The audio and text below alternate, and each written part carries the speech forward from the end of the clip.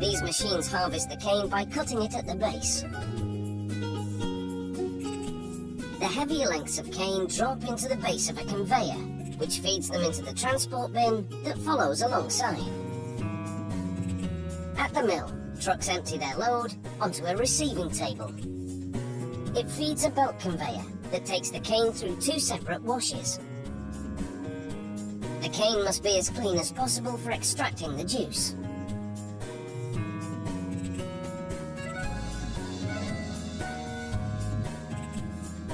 But first, the cane's hard structure is broken down inside this crusher, where rotating hammers break the cane into small pieces.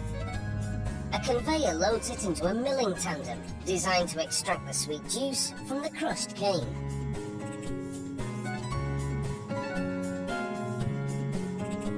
In this milling tandem, the cane passes through a series of 5 or more consecutive mills. Large cylinders compress the cane fibre. The juice pours out of the milling tandem and diverts into a channel away from the bagasse, the dry pulp that remains after extracting the juice.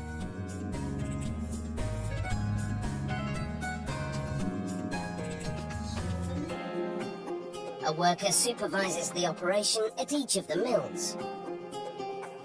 A vat collects the juice that flows from the top and bottom of the mills. Now that the juice is extracted from the sugar cane, it's time to process it. However, before it's turned into sugar crystals, a sample goes through a series of tests at the sugar mill's laboratory. They add a thickener that binds to impurities in the juice, and then filter it to make it clear and clean. Then it's poured into a polarimeter, a machine that measures the concentration of sugar. The juice from the mills now falls through this 10-meter high tower, as sulfur dioxide vapors rise through it. This process, known as sulfitation, bleaches the juice. Then it flows through a device that measures its pH level.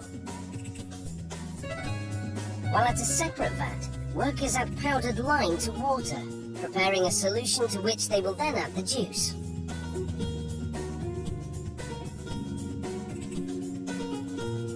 An agitator mixes the cane juice and lime solution for about 6 hours to complete a process called alkalization. It regulates the juice's pH level and helps clarify it. In reaction to the lime, the juice's colour changes from brown to yellow.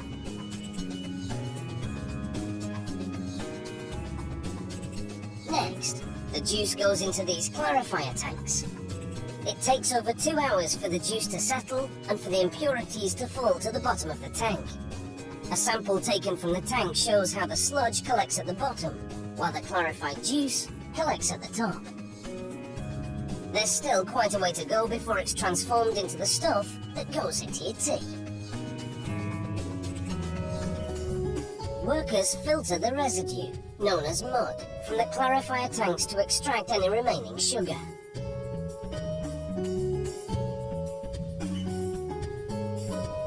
There's no waste here.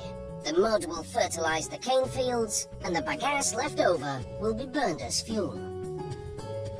The clarified juice collected from the clarifier tanks now boils in a series of evaporators.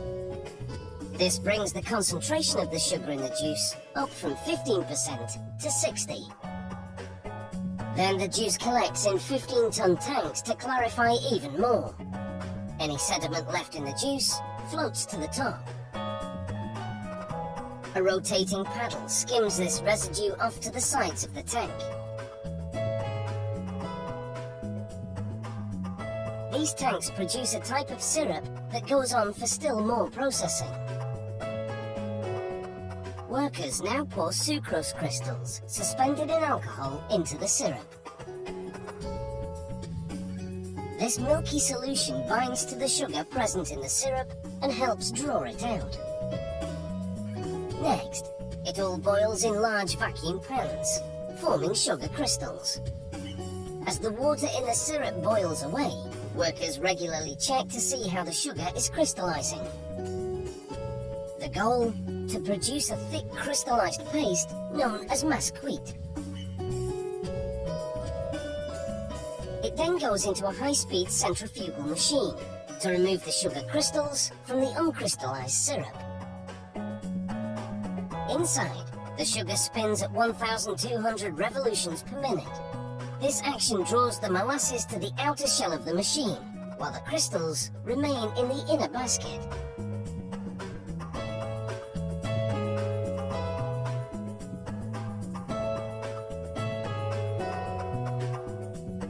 Sprays of water wash the crystals. Then the water is drawn out, so only the crystals remain.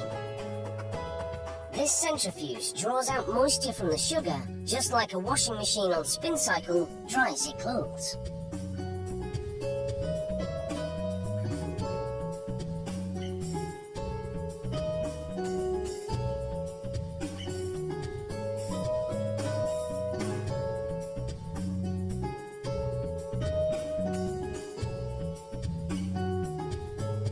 Next, a conveyor belt carries the sugar crystals out of the centrifuge. This mill produces raw sugar, which has more molasses and is unbleached, and plantation white sugar, which has less molasses and is bleached a brilliant white.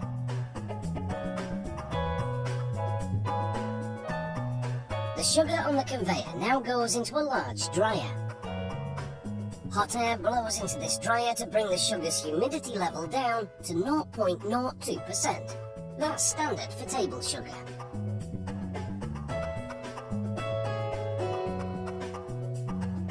The dried sugar pours out from the dryer into a bag on a scale. It's full when it weighs in at 1,000 kilos.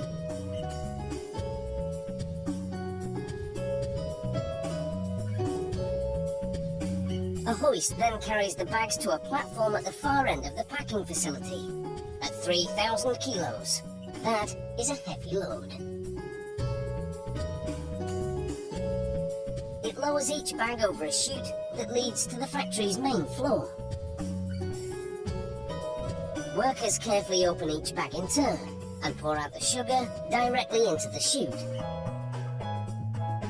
It feeds an automated packaging machine, which fills a series of 2-kilo plastic bags, seals them, and separates them.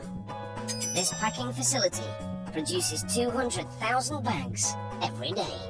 That means processing 400 tons of white sugar daily.